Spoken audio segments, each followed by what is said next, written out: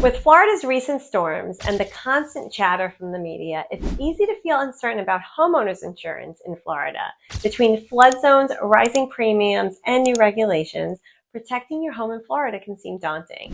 So I sat with Ryan Flagler with Brightway Insurance the other day and asked him a number of questions that I get from my buyers looking to move to the area and sellers struggling with the increase in their premiums. So whether you're a homeowner or thinking of buying, let's talk about flood insurance, homeowners coverage, and some positive trends we're finally seeing in the market. Hi everyone, I'm Kim Devlin, your key to St. Augustine. Florida's real estate market has been through a whirlwind with all the changes in insurance regulations.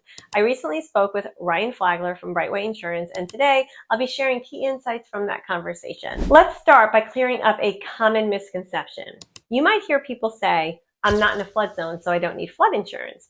The truth is, most areas in Florida are at some risk for flooding, whether your mortgage lender requires flood insurance or not. The devastation from Hurricane Helene in North Carolina is a powerful reminder that flooding can happen anywhere.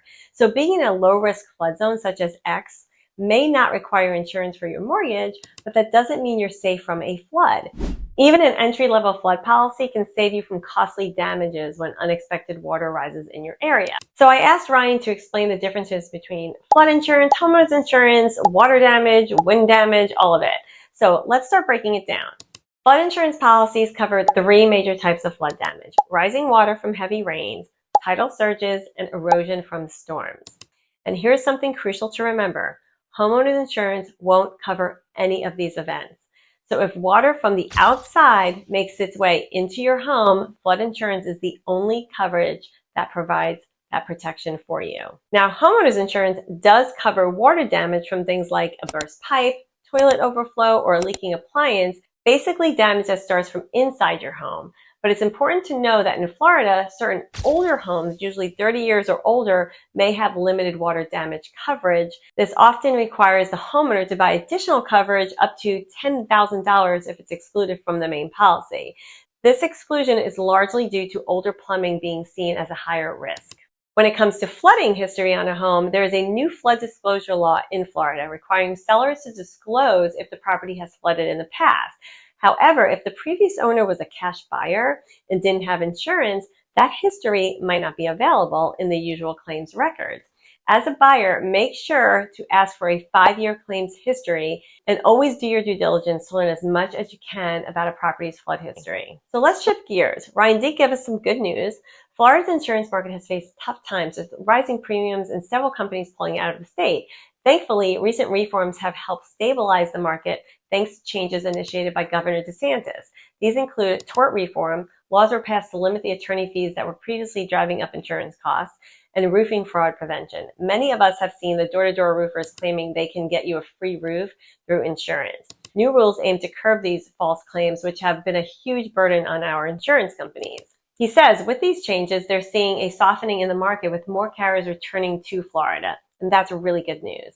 This means more options and hopefully more competitive rates for all of us. I also asked Ryan about, kind of tips to saving on our premiums and asked him what type of property gets the best insurance rates.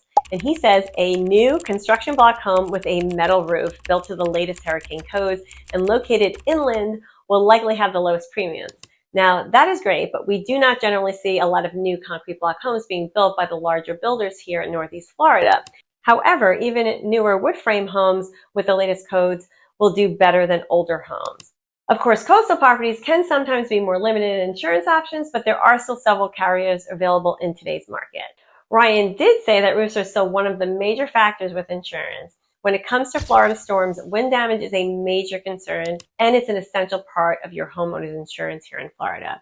Wind coverage typically protects your home against damage from hurricanes and strong storms, covering things like trees falling on your roof or wind lifting shingles. However, not all roofing materials perform the same under these conditions, which directly impacts your insurance rates. He says right now, metal roofs are considered the most durable and often the most cost-effective choice for long-term protection. They have a longer life expectancy and are more resistant to wind and storm damage than traditional shingle roofs. And with many insurance companies in Florida becoming stricter on roof age and material, investing in a durable roof can help keep your premiums manageable. When shopping for insurance, make sure that wind is included in that homeowner's policy. He adds it to every policy, but not every insurance broker will. So make sure you check for that.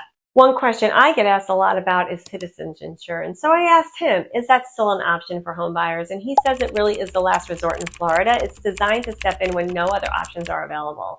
Right now, Citizens is undergoing a depopulation effort, meaning they're encouraging policyholders to seek coverage in the private market if the cost difference is within 20%. This may sound frustrating, but in many cases, private insurance offers more comprehensive coverage than Citizens. So it's worth exploring those options. And with that being said, Citizens may be lower in cost, but it doesn't necessarily mean it's better coverage. So do your research, and if you do need to chat with an insurance broker, I've included Ryan Flagler's contact information in the description below. Finally, if you live in or are looking to buy in a flood-prone area such as Davis Shores, you may have heard of people making improvements to avoid future flooding, such as installing barriers or moats around their homes. Now, while these efforts are a great way to protect your property, they don't lower your flood insurance premiums. The single biggest factor for flood insurance costs is elevation. So if you're considering any modifications, elevating the base level of your home is the best way to lower your premiums. Unfortunately, it's also the most expensive improvement. If you are looking for a home in a flood zone X or need help navigating the area, download my relocation guide and feel free to message me to set up a time to chat. Florida's insurance market may feel overwhelming, but it's definitely improving. I actually saw my insurance premium go down this year. And if you're buying a home, consider flood insurance even if it's not required. Make sure that your homeowner's insurance includes water damage and wind. And for Ryan's contact info, again, you'll find it in the description below. If you have any questions, just feel free to reach out to him. For other insurance videos I did earlier this year, watch these videos right here. Thank you so much for joining me today. And if you found this helpful, feel free to share with someone you think it might be valuable to. And don't hesitate to reach out with any questions about living in Northeast Florida. Thank you so much for tuning in, and I will see you on the next one.